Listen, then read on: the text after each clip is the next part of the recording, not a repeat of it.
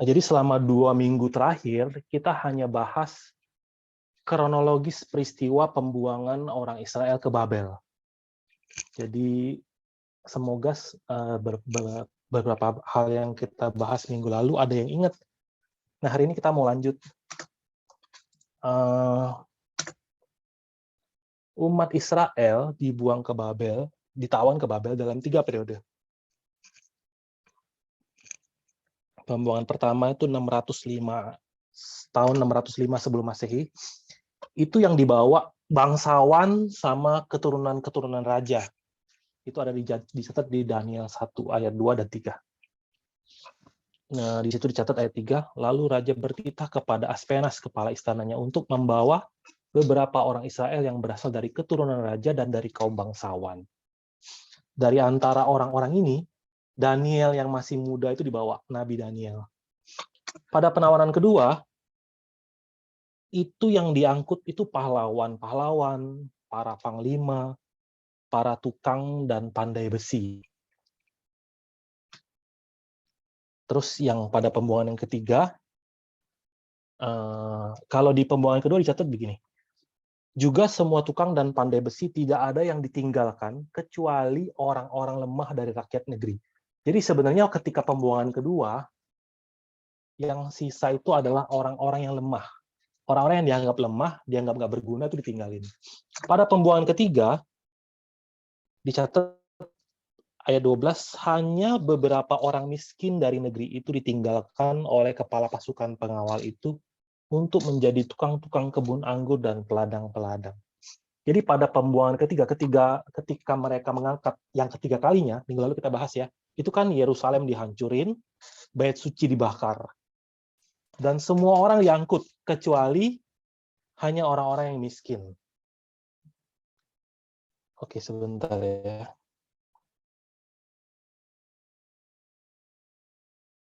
Itu Cidwi ada yang minta link Bible Study, ada orang yang bisa share, tolong dong. Kita lanjut ya. Kemudian di pembuangan kedua itu nabi yang dibawa Yeskiel. Nah, jadi kalau di pembuangan ketiga, kalau kita mau ngomong bahasa kasarnya ya, bahasa hari ini ya, itu dari ampas-ampasnya Israel itu dibawa ke Babel. Jadi kini sekarang udah terpisah. Jadi ada orang-orang yang tersisa, orang-orang yang nggak dibawa. Dan orang-orang yang dibawa, orang-orang yang dibuang, itu terpisah. Ada yang dibawa, ada yang nggak dibawa.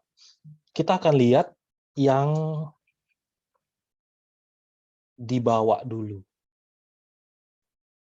Orang yang nggak dibawa dulu deh, kita bicara orang yang tersisa dulu. Kepada orang-orang yang dibawa, Nabi Yeremia bilang, Yeremia 51 ayat 50, hei kamu orang-orang yang terluput dari pedang, pergilah, janganlah berhenti. Ingatlah dari jauh kepada Tuhan dan biarlah Yerusalem timbul lagi dalam hatimu. Ini pesan. Untuk orang-orang yang dibawa ke Babel, ingatlah dari jauh. Dari jauh itu ingat Tuhan. Supaya biarlah suatu hari Yerusalem itu timbul lagi di hatimu. Ini pesannya. Nah, teman-teman ingat ayat ini ya. Ingatlah dari jauh kepada Tuhan dan biarlah Yerusalem timbul lagi dalam hatimu. Sedangkan untuk orang-orang yang tersisa, orang-orang yang tersisa itu mendatangi Yeremia. Di Yeremia 42 kita baca ya. Kemudian datanglah semua perwira tentara, di antaranya Yohanan bin Kareah dan Azaria bin Hosaya, beserta seluruh rakyat dari yang kecil sampai kepada yang besar. Dan mereka berkata kepada Nabi Yeremia, biarlah kiranya permohonan kami sampai di hadapanmu. Berdoalah untuk kami kepada Tuhan Allahmu untuk seluruh sisa ini, sebab dari banyak orang hanya sedikit saja kami yang tinggal, seperti yang kau lihat dengan matamu sendiri. Semoga Tuhan Allahmu memberitahukan kepada kami jalan yang harus kami tempuh dan apa yang harus kami lakukan. Jadi di sini orang-orang yang tersisa, orang Israel yang tersisa menyebut Tuhan bukan Allah kami atau Allah kita, tapi Allahmu. Mereka menganggap bahwa ini Allahnya Yeremia gitu. Tolong kasih tahu kami. Nah, Yeremia bilang, jawab Nabi Yeremia kepada mereka, permohonanmu sudah kudengar, lihat aku akan berdoa kepada Tuhan Allahmu. Tapi Yeremia balik lagi, Tuhan itu Allahmu. Seperti yang kamu minta itu, dan segala firman yang diberi Tuhan sebagai jawab akan kuberitahukan kepadamu. Sepatah kata pun tidak akan kudiamkan kepadamu. Terus mereka jawab, berkatalah mereka kepada Yeremia, biarlah Tuhan menjadi saksi yang benar dan yang dapat dipercaya terhadap kami. Jika kami tidak berbuat menurut segala firman yang disuruh Tuhan Allahmu, kau sampaikan kepada kami. Maupun baik ataupun buruk, kami akan mendengarkan suara Tuhan, Allah kita, yang kepadanya kami mengutus engkau, supaya keadaan kami baik, oleh karena kami mendengarkan suara Tuhan Allah kita. Awalnya Tuhan Allahmu. Terus Yeremia bukan Allahku, Allahmu, kata Yeremia. Terus dia bilang, akhirnya orang banyak itu bilang apa? Ya Allah kita. Mau baik kek, mau buruk kek, kami akan dengerin, kami akan taat.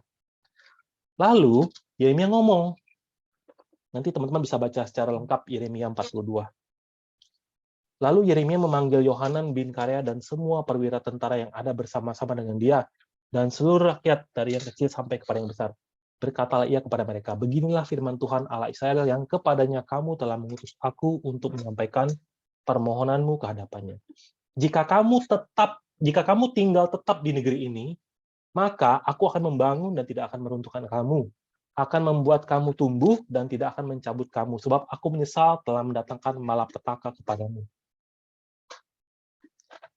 Intinya, Tuhan bilang, jangan pergi. Jangan pergi.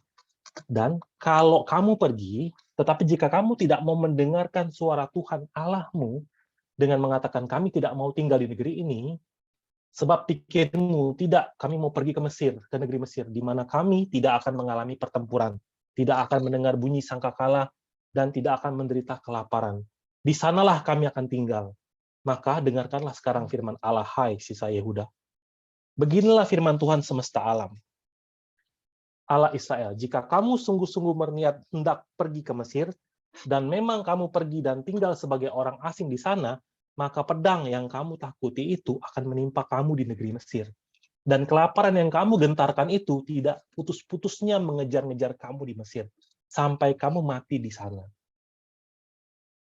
Semua orang yang berniat hendak pergi ke Mesir untuk tinggal sebagai orang asing di sana akan mati karena pedang, kelaparan, dan penyakit sampar. Seorang pun dari mereka tidak ada yang terlepas atau terluput dari malapetaka yang kudatangkan atas mereka.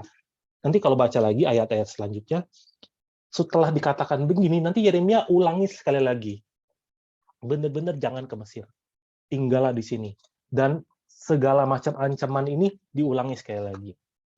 Nah, tapi setelah Yeremia selesai membicarakan semua peringatan dari Allah, dan ketika mereka bilang sebelumnya kami akan turuti maupun baik maupun jelek, kami pasti akan turuti. Tapi ayat Yeremia 43 catat begini, ketika Yeremia selesai mengatakan kepada seluruh rakyat segala firman Tuhan, Allah mereka yang disuruh Tuhan Allah mereka disampaikannya kepada mereka, yaitu segala firman tersebut di atas, maka berkatalah Azaria bin Hosea dan Yohanan bin Karea serta semua orang congkak itu kepada Yeremia, engkau berkata bohong. Tuhan Allah kita tidak mengutus engkau untuk berkata, janganlah pergi ke Mesir, untuk tinggal sebagai orang asing di sana. Tetapi Baruk bin Neria menghasut engkau terhadap kami, dengan maksud untuk menyerahkan kami ke dalam tangan orang-orang Kasdim, supaya mereka membunuh kami dan mengangkut kami ke dalam pembuangan ke Babel. Jadi, kita udah belajar kan 2 minggu terakhir, 7 kali di setiap waktu yang berbeda, Yeremia selalu ngomong nyerah ke Babel. Nyerah ke Babel. Dan sampai akhir mereka tuh benar-benar nggak mau nyerah ke Babel. Benar-benar nggak mau. Sisa orang yang tersisa ini disuruh jangan pergi kemana-mana. Tapi yang mereka takutkan apa? Nanti kami juga akan diangkut ke Babel. Jadi sampai akhir mereka tuh benar-benar nggak mau ikut perintah Tuhan untuk menyerah ke Babel ataupun tinggal di situ. Maka demikianlah Yohanan bin Karea dan semua perwira tentara serta seluruh rakyat tidak mau mendengarkan suara Tuhan untuk tinggal di tanah Yehuda. Lalu Yohanan bin Karea dan semua perwira tentara itu mengumpulkan seluruh sisa Yehuda yakni semua orang yang telah kembali dari antara segala bangsa, kemana mereka telah berserak-serak untuk menetap di tanah Yehuda, laki-laki, perempuan, anak-anak, putri-putri raja, dan setiap orang yang telah dibiarkan Nebuzaradan kepala pasukan pengawal, pada Gedalia bin Ahikam bin Safan, juga Nabi Yeremia dan Baruk bin Neria, lalu mereka pergi ke tanah Mesir. Sebab mereka tak mau mendengarkan suara Tuhan. Maka sampailah mereka di Tahpanes. Kalau teman-teman mau lihat petanya, yang di sebelah kanan, tuh, itu kan Migdol, tentangan Migdol. Yang Yerusalem itu yang sebelah kanan atas. Dari situ mereka lari ke Mesir, ke Migdol, ke Tahpanes. Jadi kalau baca ayat Yeremia 44, firman yang datang kepada Yeremia untuk semua orang Yehuda yang diam di tanah Mesir, yaitu di Migdol, di Tahpanes, di Memphis, dan di tanah Patros. Mereka menyusuri sungai Nil, terus turun jauh ke bawah.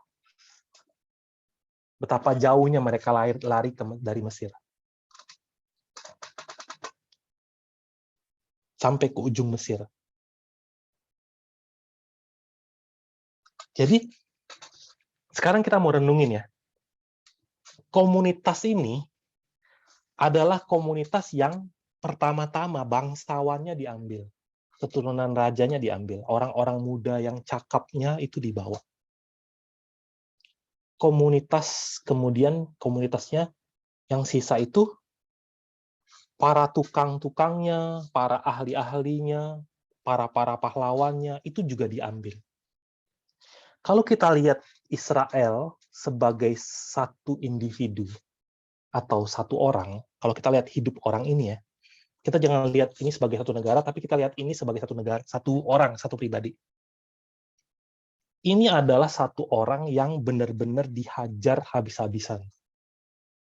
Seluruh aspek kehidupannya yang telah dibanggakannya dan yang telah diandalkannya sejauh ini, itu dipretelin satu persatu.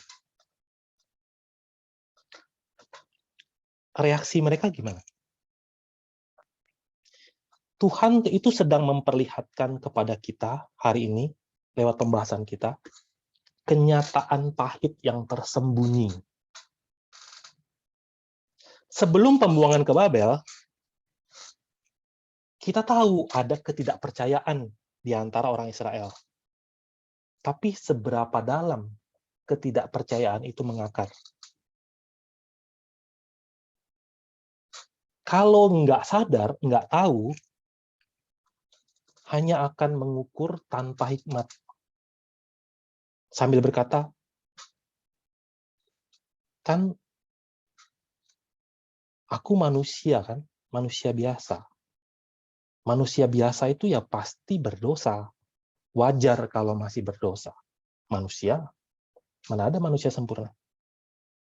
Makanya kita nggak boleh fokus ke situ.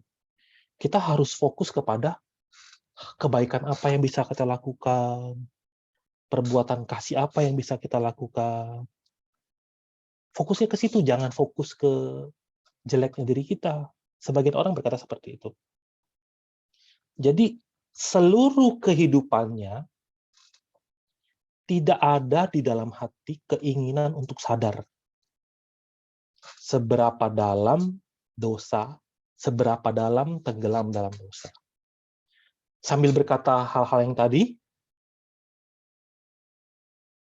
di dalam hatinya tuh diam-diam mengukur-ngukur dan membanding-bandingkan dosa orang lain. Yang di matanya lebih parah. Oh, aku kan nggak kayak orang itu orang itu perampok tuh, pemerkosa, penipu. Kalau aku kan percaya Yesus. Dan aku kan banyak kasih. Dengan seketika dia berubah jadi orang Farisi. Ada kan yang di Lukas 18, orang Farisi itu berdiam dan berdoa dalam hatinya begini, ya Allah, aku mengucap syukur kepadamu karena aku tidak sama seperti semua orang lain. Bukan perampok, bukan orang lalim, bukan pezina, dan bukan juga seperti pemungut cukai ini. Aku berpuasa 2 kali seminggu. Aku memberikan 1/10 dari seluruh penghasilanku.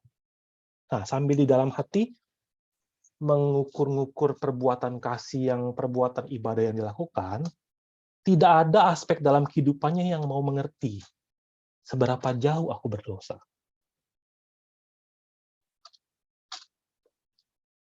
Di Korintus, Rasul Paulus tulis begini. 2 Korintus 10 ayat 12, memang kami tidak berani menggolongkan diri kepada atau membandingkan diri dengan orang-orang tertentu yang memujikan diri sendiri.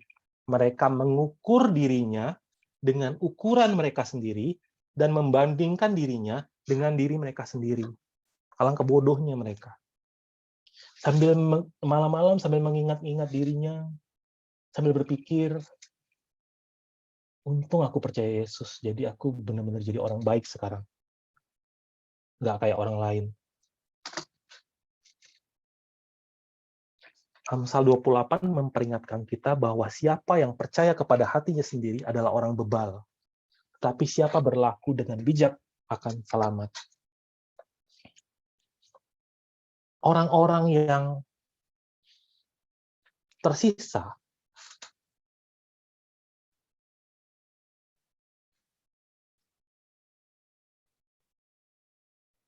bangsawannya dibawa, rajanya dibawa, masih ada tukang-tukang, masih ada ahli-ahli. Ibaratnya masih ada kemampuan, masih ada kecakapan, disuruh nyerah, nggak mau nyerah. Akhirnya bahkan kecakapannya, kemampuannya, keahliannya itu pun dibawa ke Babel. Dihancurin. Masih mau menyerah nggak? Nggak mau menyerah. Sampai terakhir seluruh aspek kehidupannya diambil, disisain ampas doang. Menyerah nggak? Nggak mau. Manusia itu begitu. Ada sedikit aja yang dia punya, itu yang diandalkan. Tapi di mulut ngomongnya Tuhan. Orang-orang ini adalah orang-orang yang menyaksikan bagaimana semua yang dinubuatkan oleh Yeremia terjadi satu demi satu. Yeremia 44 ayat 2 tulis begini, beginilah firman Tuhan semesta alam Allah Israel. Kamu telah mengalami segenap malapetaka yang telah kudatangkan atas Yerusalem dan atas segala kota Yehuda. Sungguh, semuanya itu kini sudah menjadi reruntuhan dan tidak ada seorang pun diam di sana. Ini firman kepada orang yang udah di Mesir. Tuhan bilang, kamu nggak lihat tuh semua udah hancur. Sudah lupakah kamu kepada kejahatan nenek moyangmu, kejahatan raja-raja Yehuda, kejahatan para pemuka mereka, kejahatanmu sendiri, dan kejahatan istri-istrimu yang dilakukan mereka di tanah Yehuda dan di jalan-jalan Yerusalem? Mereka tidak remuk hati sampai kepada hari ini. Mereka tidak takut dan tidak mengikuti Tauratku dan ketetapanku yang telah kuberikan kepadamu dan kepada nenek moyangmu. Mengalami segala hal, hatinya tetap keras. Nggak bisa remuk.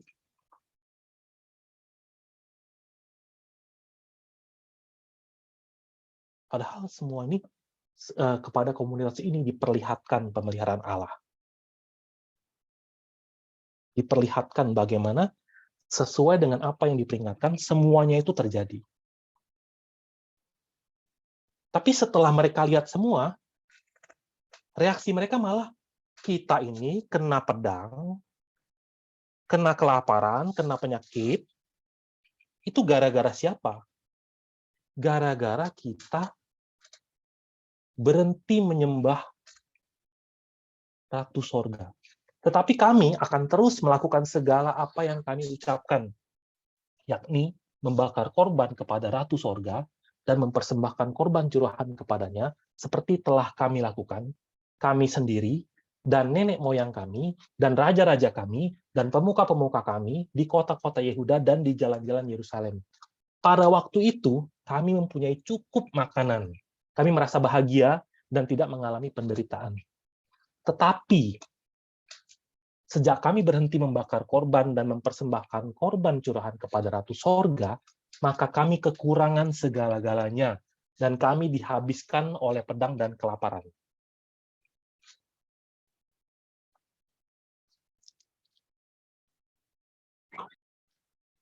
Jadi, kalau kita lihat perumpamaan yang Yesus katakan, di Matius 6 ayat 24, tak seorang pun dapat mengabdi kepada dua tuan, karena jika demikian, ia akan membenci yang seorang dan mengasihi yang lain. Atau ia akan setia kepada yang seorang dan tidak mengindahkan yang lain. Kamu tidak dapat mengabdi kepada Allah dan kepada Mamon. Karena itu aku berkata kepadamu, janganlah khawatir akan hidupmu, akan apa yang hendak kamu makan atau minum, dan janganlah khawatir pula akan tubuhmu, akan apa yang hendak kamu pakai. Bukankah hidup itu lebih penting daripada makanan, dan tubuh itu lebih penting daripada pakaian?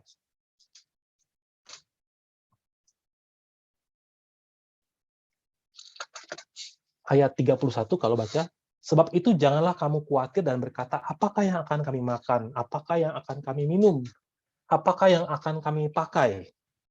Semuanya itu dicari bangsa-bangsa yang tidak mengenal Allah. Akan tetapi Bapamu yang di sorga tahu bahwa kamu memerlukan semuanya itu. Sekarang pertanyaannya, di ayat terakhir, tetapi carilah dahulu kerajaan Allah dan kebenarannya, maka semuanya itu akan ditambahkan kepadamu. Pertanyaannya,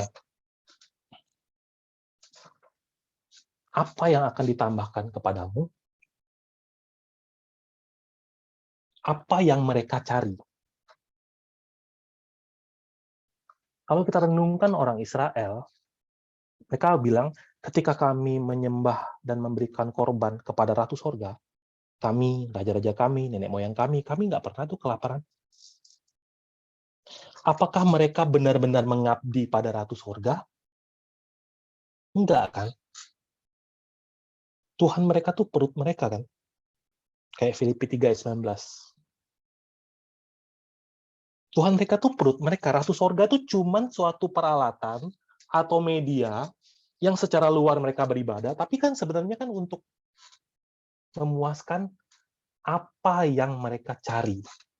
Kalau ayat 32, semua itu dicari bangsa-bangsa yang tidak mengenal Allah.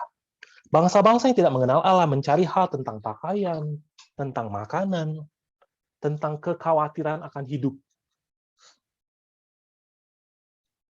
Tapi Yesus bilang, Bapamu yang di sorga tahu, kamu perlu semuanya itu. Makanya carilah dahulu kerajaan Allah dan kebenarannya. Maka semuanya itu akan ditambahkan kepadamu. Apakah hal yang dicari bangsa-bangsa yang tidak mengenal Allah itu yang akan ditambahkan kepada kita?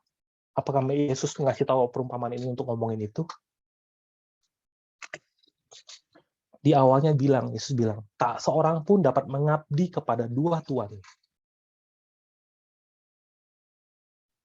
Apa yang akan ditambahkan kepada kita? Ketika kita mencari dahulu kerajaan Allah dan kebenarannya, hal bisa mengabdi kepada Allah yang benar. Hal bisa mengabdi kepada satu-satunya Allah yang benar. Itu akan ditambahkan kepadamu. Kalau makanan dan minuman itu bangsa-bangsa yang nggak mengenal Allah cari itu. Tapi kalau kamu cari Allah dan kebenarannya, maka hal mengabdi kepada satu-satunya Allah itu akan ditambahkan kepadamu. Orang Israel yang tersisa ngerti ini enggak? Enggak. Yang dia ngerti dulu waktu kami sembah Allah sorga yang Ratu Sorga itu, hidup kami bagus. Tapi kok sekarang sejak saya ke gereja, hidupku tambah hancur. Lalu mereka protes. Lalu menjawablah kepada Yeremia semua orang laki-laki yang tahu bahwa istri mereka membakar korban kepada Allah lain. Dan semua perempuan yang hadir di sana, suatu kumpulan yang besar, yakni segala rakyat yang diam di tanah Mesir dan di Patros. Di ayat 19 juga, lalu perempuan-perempuan itu menambahkan, apabila kami membakar korban dan mempersembahkan korban curahan kepada Ratu Sorga, adakah di luar pengetahuan suami kami bahwa kami membuat penganan persembahan serupa dengan patungnya dan mempersembahkan korban curahan kepadanya? Istrinya ngomong, emangnya kami diam-diam mempersembahkan Ratu Sorga? Suami kami juga udah izinin. Mereka tuh udah satu hati untuk mencari apa? Apa yang akan mereka makan, dan apa yang akan mereka pakai. Semua ritual ini tuh hanya luarnya.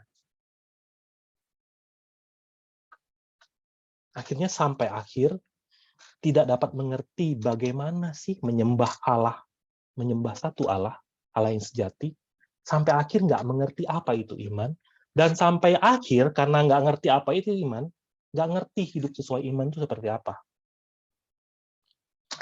Kapan kami berhenti menyembah Ratu Sorga, atau kapan kami dipaksa untuk berhenti menyembah Ratu Sorga? Kalau teman-teman ingat pelajaran kita yang dulu-dulu, tahun 622, Raja Yosia mengadakan reformasi agama. Reformasi besar-besaran kan, sampai Ratu Sorga pun dihancurin. Nah, sejak Yosia reformasi tahun 622, tahun 608 dia mati, sejak itu apa? Pembuangan demi pembuangan, dikepung, kelaparan, semua terjadi sampai pembacaan hari ini. Sejak saat itu, sampai sekarang, kami harus terus melarikan diri. Bahkan sekarang kami harus lari sampai ke Mesir. Maka mulai sekarang kami akan membakar lagi untuk Ratu Sorga. Maka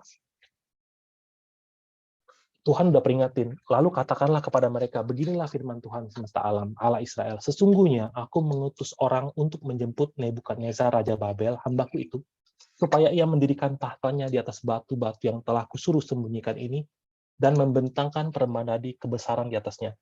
Dan apabila ia datang, ia akan memukul tanah Mesir, yang kemaut, kemautlah. Yang ketawanan, ketawanlah. Yang kepandang, kepandanglah. Sesuai dengan nubuat itu, di tempat pembuangan, Yeskiel juga diberikan penglihatan. Beginilah firman Tuhan Allah, aku akan meniadakan kekayaan Mesir dengan perantaraan Nebukadnezar Raja Babel. Kita lompat pembacaan kita hari ini. Aku, Nebukadnezar, diam dalam rumahku dengan tenang dan hidup dengan senang dalam istanaku. Ayat ini dicatat ketika Nebukadnezar mengalahkan Mesir dan mengalahkan seluruh wilayah di daerah dia. Hancur semua.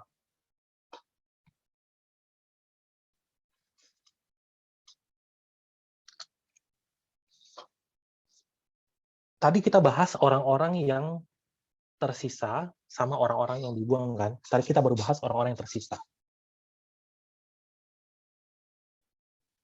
Orang-orang yang sampai akhir tidak mau ke Babel. Sampai akhir nggak mau ngikutin firman Tuhan.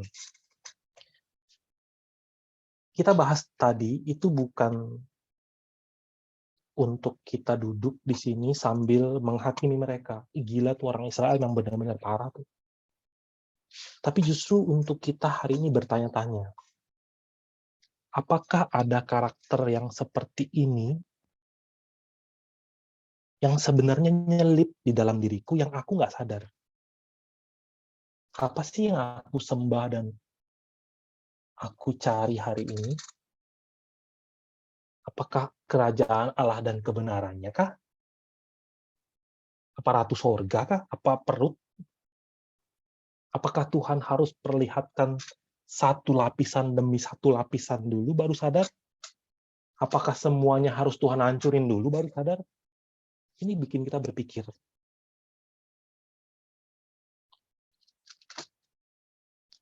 Sekarang kita bahas orang-orang yang dibuang. Orang-orang yang dibuang ke Babel.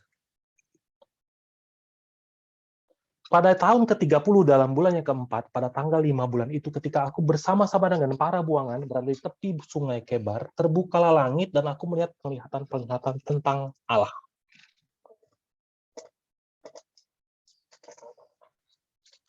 Ini waktu Yeskiel umur 30, dicatat langit terbuka. Di tempat pembuangan, langit terbuka. Peristiwa langit terbuka itu nggak main-main loh.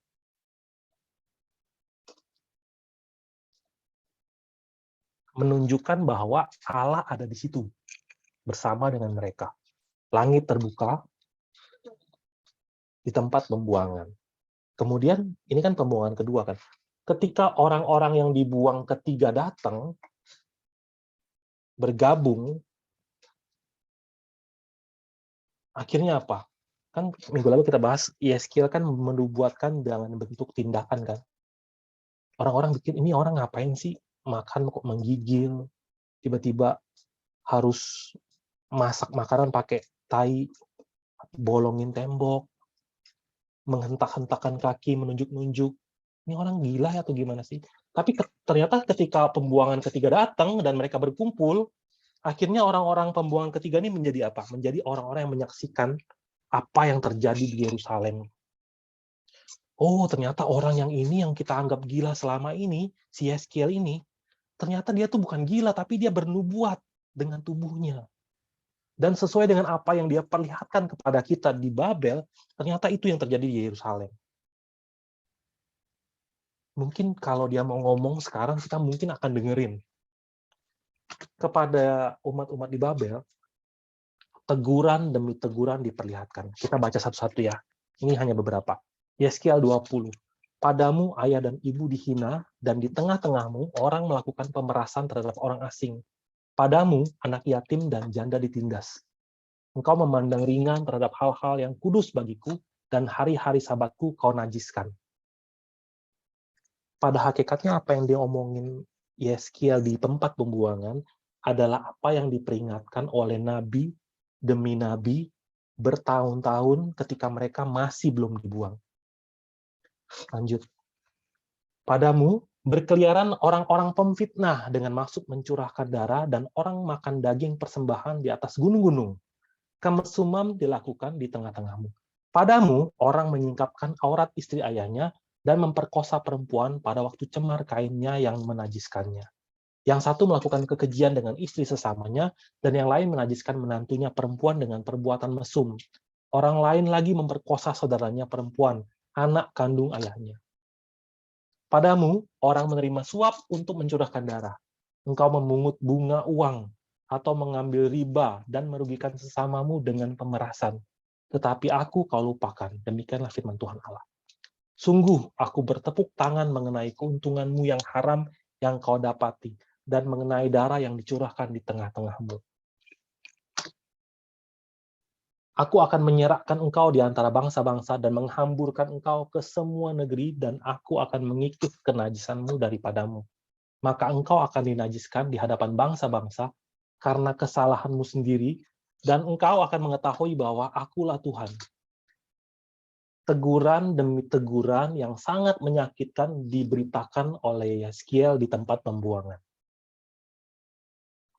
Yang pemimpin-pemimpinnya di tengah-tengahnya seperti singa yang mengaum, yang menerkam mangsanya, manusia ditelan, harta benda dan barang-barang yang berharga dirampas. Janda-janda dibuat bertambah-tambah di tengah-tengahnya.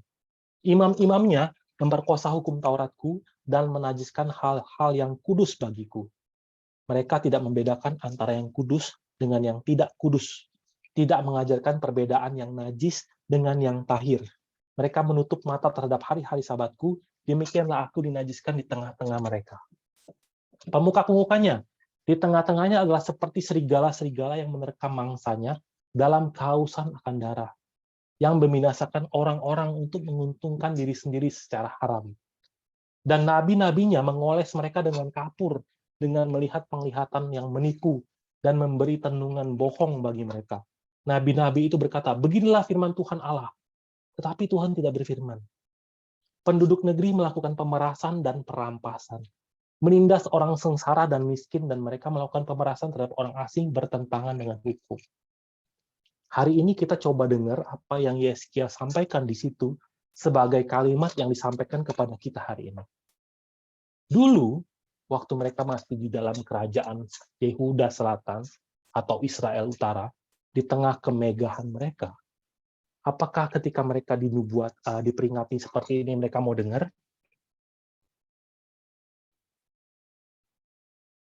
Teguran demi teguran yang selama ini nggak bisa didengar, kenapa? Karena sifat hatinya beda, sikap hatinya beda. Tertutup oleh apa? Keserakahan, kekayaan, dunia. Tertutup oleh aku. Apakah ada sesuatu yang bisa kukatakan kepada orang ini? Minggu lalu kita bahaskan. Tuhan bilang apa? Ini bangsa tegar tengkuk. Kamu ngomong juga percuma.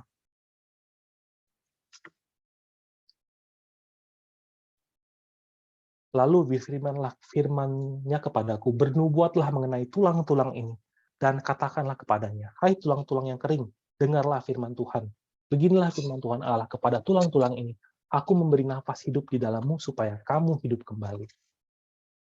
Kepada Yeskiel dikasih penglihatan. Kamu lihat tulang-tulang ini? Orang Israel tuh seperti itu, kayak tulang-tulang, hidup di luarnya, dalamnya mati. Tapi ketika aku memberikan mereka firman di tempat di mana mereka nggak bisa lari lagi, di tempat mereka benar-benar jadi budak, nanti mereka bisa hidup. Itu Yeskiel. Daniel. Sekarang kita lihat Daniel. Orang-orang yang ikut pada pembuangan pertama. Pada tahun yang kedua pemerintahan Nebukadnezar, bermimpilah Nebukadnezar karena itu hatinya gelisah dan ia tidak dapat tidur. Lalu, raja menyuruh memanggil orang-orang berilmu, ahli jampi, ahli sihir, dan para kasdim untuk menerangkan kepadanya tentang mimpinya itu. Maka datanglah mereka dan berdiri di hadapan raja. Kata raja kepada mereka, aku bermimpi dan hatiku gelisah karena ingin mengetahui mimpi itu. Lalu berkatalah para kasdim itu kepada raja dalam bahasa Aram. Ya Raja, kekalah hidupmu, ceritakanlah kepada hamba-hambamu mimpi itu, maka kami akan memberitahukan maknanya. Tapi Raja bilang, aku nggak mau kasih tahu mimpiku apa, atau dia lupa, atau dia memang sengaja nggak mau kasih tahu. Dia bilang, aku nggak mau kasih tahu mimpiku apa. Kamu yang harus tahu mimpiku apa. Berikut arti terjemahannya. Berikut maksudnya apa? Di Daniel 2 ayat 10, para kasdim itu menjawab raja, tidak ada seorang pun di muka bumi yang dapat memberitahukan apa yang diminta tuanku raja. Dan tidak pernah seorang raja, bagaimanapun agungnya dan besar kuasanya, telah meminta hal sedemikian dari seorang berilmu, atau seorang ahli jampi, atau seorang kasdim. Apa yang diminta tuanku raja adalah terlalu berat, dan tidak ada seorang pun yang dapat memberitahukannya kepada tuanku selain dari dewa-dewa yang tidak berdiam di antara manusia. Maka raja menjadi sangat geram dan murka karena hal itu. Lalu dititahkannya lah untuk melenyapkan semua orang bijaksana di Babel. Pasti teman-teman udah tahu semua cerita ini kan? Nah, singkat cerita, ada berita tersebut didengar oleh Daniel. Terus Daniel tanya, lalu berkatalah Daniel dengan cerdik dan bijaksana kepada Ariok, pemimpin pengawal raja yang telah pergi untuk membunuh orang-orang bijaksana di Babel itu. Katanya kepada Ariok, pembesar raja itu, mengapa titah yang begitu keras ini dikeluarkan oleh raja? Lalu Ariok memberitahukan hal itu kepada Daniel.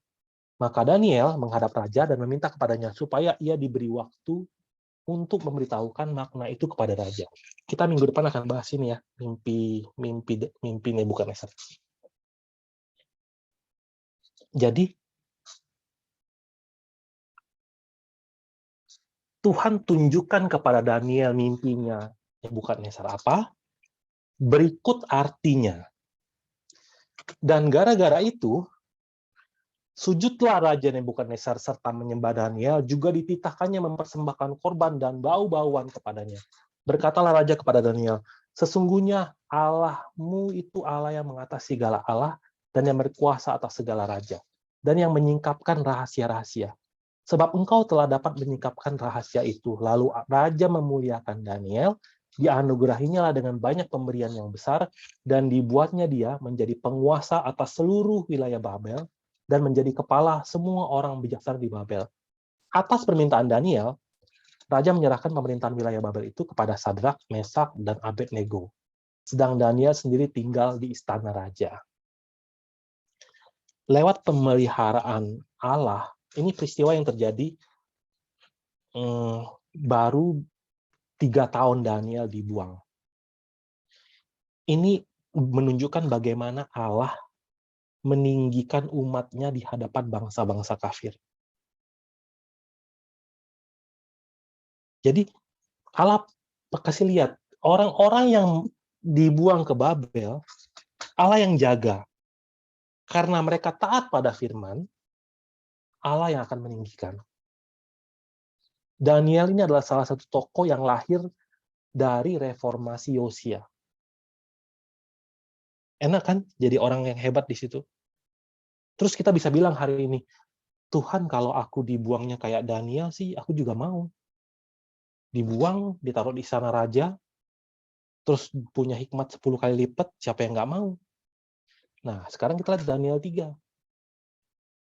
Raja Nebukadnezar membuat sebuah patung emas yang tingginya 60 hasta dan lebarnya 6 hasta, yang didirikannya di dataran Dura di wilayah Babel. Lalu Raja Nebukadnezar menyuruh orang mengumpulkan para wakil raja, para penguasa, para bupati, para penasihat negara, para bendahara, para hakim, para ahli hukum, dan semua kepala daerah untuk menghadiri pentahbisan patung yang telah didirikannya itu. Dan berserulah seorang bentara dengan suara nyaring, beginilah dititahkan kepadamu, hai orang-orang dari segala bangsa, suku bangsa, dan bahasa. Demi kamu mendengar bunyi sangkakala, seruling, kecapi, rebab, gambus, serdam, dan berbagai-bagai jenis bunyi-bunyian, maka haruslah kamu sujud menyembah patung yang telah didirikan Raja Nebukadnezar itu. Siapa yang tidak sujud menyembah akan dicampakkan seketika itu juga ke dalam perapian yang menyala-nyala.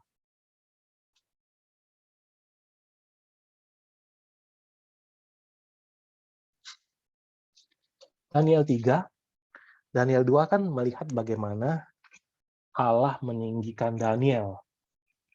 Daniel 3 dicatat tentang 3 teman Daniel yang pada akhirnya hendak dicampakkan ke dalam perapian yang panas. 3 teman Daniel ini dilaporin. Daniel 3 ayat 12. Ada beberapa orang Yahudi yang kepada mereka telah Tuanku berikan pemerintahan atas wilayah Babel, yakni Sadrak, Mesak, dan Abednego. Orang-orang ini tidak mengindahkan titah Tuanku Raja. Mereka tidak memuja dewa Tuanku dan tidak menyembah patung emas yang telah Tuanku dirikan. Dia nggak mau menyembah. Daniel waktu itu ada di istana raja.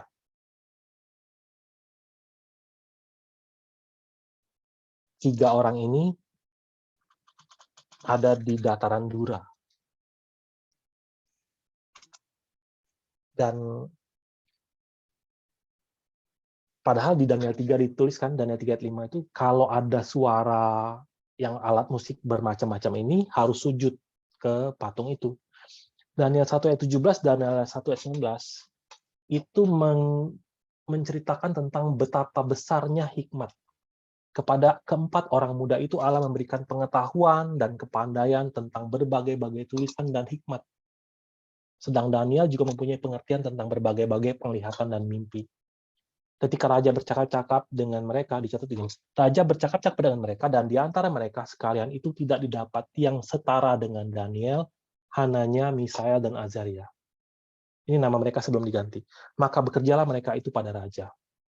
Dalam tiap-tiap hal yang memerlukan kebijaksanaan dan pengertian, yang ditanyakan raja kepada mereka, didapatinya bahwa mereka 10 kali lebih cerdas daripada semua orang berilmu dan semua ahli jampi di seluruh kerajaannya. Jadi ini kayak top grade di antara semua orang. Pinter nggak? Pinter. Bijaksana? Bijaksana. Berpengertian nggak? Sangat berpengertian. Mereka tahu perintah raja dengan sangat jelas, tapi ketika peristiwa ini terjadi pada mereka, apakah ada komplain yang keluar dari mulut mereka? Daniel mah enak, dia nggak di sini, kita harus lewat ini. Itu nggak ada keluar kalimat seperti itu. Mereka ditangkap. Sesudah itu Nebukadnezar memerintahkan dalam marahnya dan geramnya untuk membawa Sadrak, Mesak, dan Abednego menghadap. Setelah orang-orang itu dibawa menghadap raja, berkatalah Nebukadnezar kepada mereka, apakah benar, hai Sadrak, Mesak, dan Abednego, bahwa kamu tidak memuja dewaku dan tidak menyembah patung emas yang kudirikan itu? Sekarang, jika kamu bersedia, demi kamu mendengar bunyi sangkakala, seruling, kecapi, rebab, gambus, serdam, dan berbagai jenis bunyi-bunyian, sujudlah menyembah patung yang kubuat itu.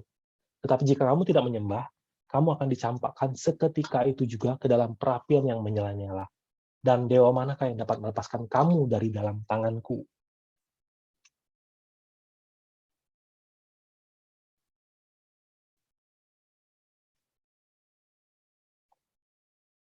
Mereka dibawa dalam situasi yang seperti ini untuk untuk memuliakan nama Allah.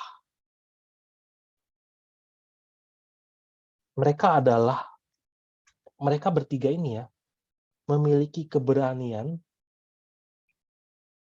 untuk memiliki keberanian yang telah diteguhkan untuk bisa bertahan sampai akhir. Ketika pentahbisan patung, itu kan semua alat musik itu dinyanyikan. Coba kita berada di tempat itu, bayangin. Di tempat itu, patung emas lagi, emas murni, 66 hasta kali 6 hasta. 60 hasta kali 6 hasta, emas murni, didirikan dengan seluruh alat musik, saut menyamut, atau bergabung dalam suatu simfoni yang indah.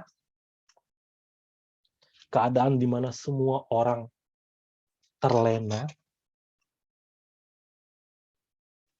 berada dalam situasi yang melihat dengan mata, merasakan dengan tubuh, segala sesuatu. Keadaan yang begitu hebat. Ini bukan bunyi-bunyi yang bikin telinga pusing. Ini bunyi-bunyi yang sejalan dengan patung emas itu. Kita berada dalam suatu kondisi di mana kita dibuat bisa benar-benar mengagumi dan menyembah patung itu. Namun di situasi yang demikian, mereka bertahan, bahkan nggak kebawa sama sekali. Nggak terperdaya dengan apa yang mereka lihat dan apa yang mereka dengar. Secara luar. Di dalam hati mereka, apa yang agung, apa yang indah, itu sangat berbeda. Ketika seluruh orang melihat dan menyembah hal yang sama, 3 orang ini beda. Seperti lawan arus. Patung emas itu simbolin apa? Kekayaan kan? Kekuasaan, kekayaan.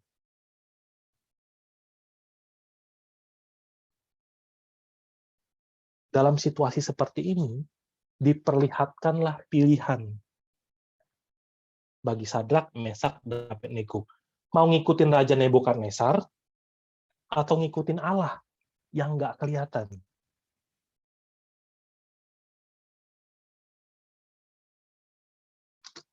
Ayat 16, lalu Sadrak, Mesak, dan Abednego menjawab Raja Nebukadnezar, tidak ada gunanya kami memberi jawab kepada Tuanku dalam hal ini. Jika Allah kami yang kami puja sanggup melepaskan kami, maka Ia akan melepaskan kami dari perapian yang menyala-nyala itu dan dari dalam tanganmu, ya Raja. Tetapi seandainya tidak, hendaklah Tuanku mengetahui, ya Raja, bahwa kami tidak akan memuja dewa Tuanku dan tidak akan menyembah patung emas yang Tuanku dirikan itu.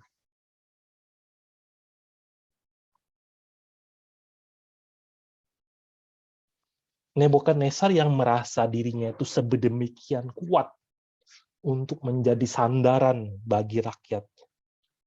Dan rakyatnya benar-benar bersandar kepada Nebukadnezar. Tapi bagi 3 teman Daniel ini, Allah adalah tempat bersandar yang sejati.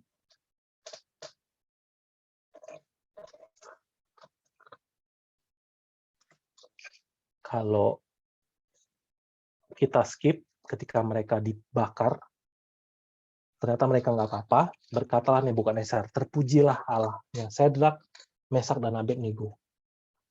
Ia telah mengutus malaikatnya dan melepaskan hamba-hambanya yang telah menaruh percaya kepadanya dan melanggar titah raja, dan yang menyerahkan tubuh mereka karena mereka tidak mau memuja dan menyembah Allah manapun kecuali Allah mereka. Sebab itu, aku mengeluarkan perintah bahwa setiap orang dari bangsa, suku bangsa, atau bahasa manapun ia, yang mengucapkan penghinaan terhadap Allahnya Sadrak, Mesak, dan Abednego akan dipenggal-penggal dan rumahnya akan dirobohkan menjadi timbunan puing, karena tidak ada Allah lain yang dapat melepaskan secara demikian itu. Lalu Raja memberikan kedudukan tinggi kepada Sadrak, Mesak, dan Abednego di wilayah Babel. Kalau kita lihat dari sini, sementara orang yang dibuang ke Babel, ke dalam kehidupan mereka terus dibawa dalam keadaan yang sangat berat, tetapi pada akhirnya semua peristiwa yang berat itu makin dan semakin meneguhkan iman mereka.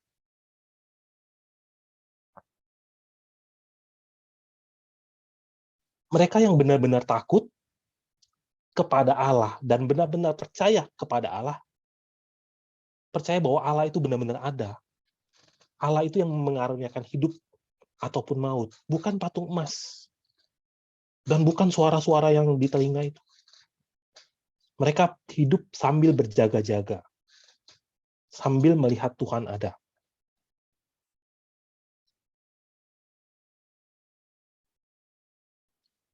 Nah,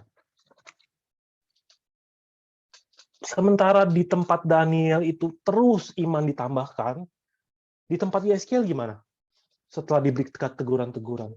Setelah mereka lama tinggal di Babel, bahkan kepada Yeskiel pun diberikan rancangan bait suci terakhir. Di Yeskiel 40, dalam tahun ke-25 sesudah pembuangan kami, yaitu pada permulaan tahun, pada tanggal 10 bulan itu, dalam tahun ke-14 sesudah kota itu ditaklukkan, pada hari itu juga kekuasaan Tuhan meliputi aku dan dibawanya aku dalam penglihatan-peringatan ilahi ke tanah Israel dan menempatkan aku di atas sebuah gunung yang tinggi sekali. Di atas itu di hadapanku ada menyerupai bentuk kota. Kalau baca terus, ini adalah tentang sebuah bait suci. Bait suci Yeskiel. Dari Yeskiel 40 terus sampai Yeskiel yang terakhir, Yeskiel 48, di situ ditulis, jadi keliling kota itu adalah 18.000 hasta. Sejak hari itu nama kota itu ialah Tuhan hadir di situ. Penulis buku sejarah perebusan kan gambarin bait suci ini, terus ajarin kepada kita artinya apa. Nah, bahkan bait suci itu ini diperlihatkan di Babel.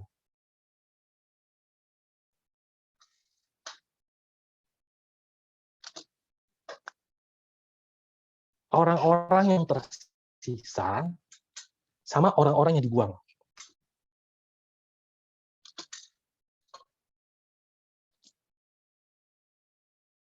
Mazmur yang ditulis oleh orang-orang yang dibuang. Mazmur 137 ayat 1. Di tepi sungai-sungai Babel, di sanalah kita duduk sambil menangis. Apabila kita mengingat Sion, pada pohon-pohon gandarusa di tempat itu kita menggantungkan kecapi kita. Sebab di sanalah orang-orang yang menawan kita meminta kepada kita memperdengarkan nyanyian. Dan orang-orang yang menyiksa kita meminta nyanyian sukacita. Nyanyikanlah bagi kami nyanyian dari Sion. Bagaimanakah kita menyanyikan nyanyian Tuhan di negeri asing? Jika aku melupakan engkau, hai Yerusalem, biarlah menjadi kering tangan kananku. Biarlah lidahku melekat pada langit-langitku jika aku tidak mengingat engkau, jika aku tidak jadikan Yerusalem puncak sukacitaku. Tadi di awal, untuk orang-orang yang pergi, Yeremia pesankan, sampai Yerusalem timbul di hatimu. Di tengah-tengah kepedihan mereka, mereka mengingat Sion. Di tengah-tengah tawanan, di tengah-tengah siksaan, sambil disiksa, sambil disuruh nyanyi. Nyanyinya lagu yang sukacita lagi. Tapi lewat semua keadaan di Babel, Tuhan menyadarkan keadaan mereka.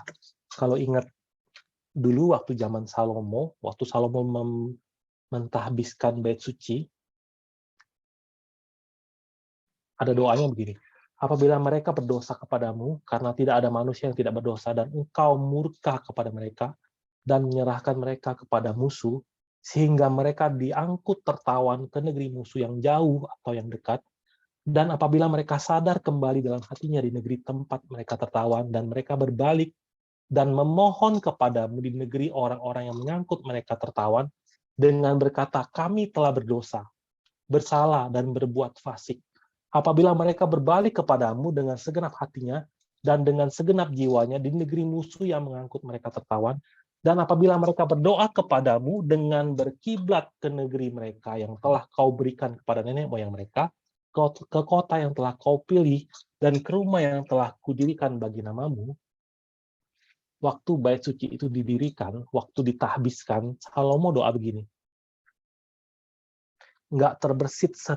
mungkin nggak terbersit di dalam hati orang-orang yang ada di situ. Mana mungkin sih kita bakal dibawa? Ini tahun 959 SM, sekitar gitu. Berapa ratus tahun kemudian, tahun 586, Bait Suci ini hancur. Dan mereka dibuang ke Babel. Salah satu orang yang ingat, itu Daniel. Demi didengar Daniel bahwa surat perintah itu telah dibuat, pergilah ia ke rumahnya, dalam kamar atasnya ada tingkap-tingkap yang terbuka ke arah Yerusalem. 3 kali sehari ia berlutut berdoa, serta memuji Allahnya, seperti yang biasa dilakukannya.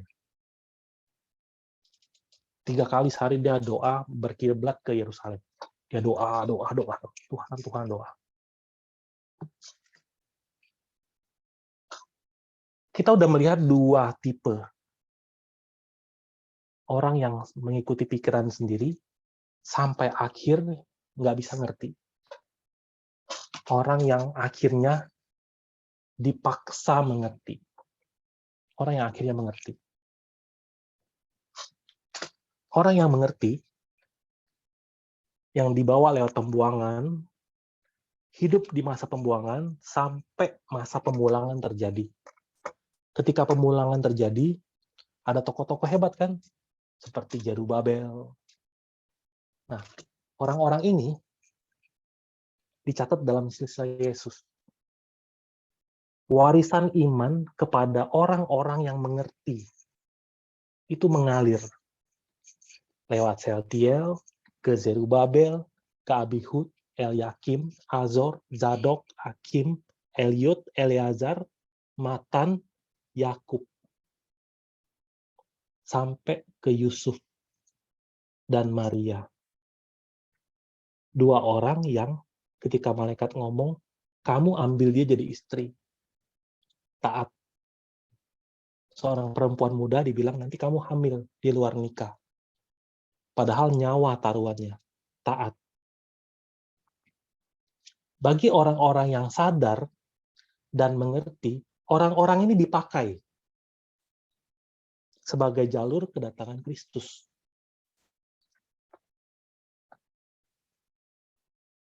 Pembuangan ke Babel membawa kenyataan kondisi kejatuhan yang sebenarnya. Sebelum Allah dapat membebaskan tubuh mereka, Allah bebasin dulu hati mereka. Allah bebasin dulu pikiran mereka. Mari kita sama-sama merenungkan, memang darah kayu salib itu memberikan pengampunan yang sempurna. Tapi darah yang hidup itu hari ini pun masih mengalir lewat firman.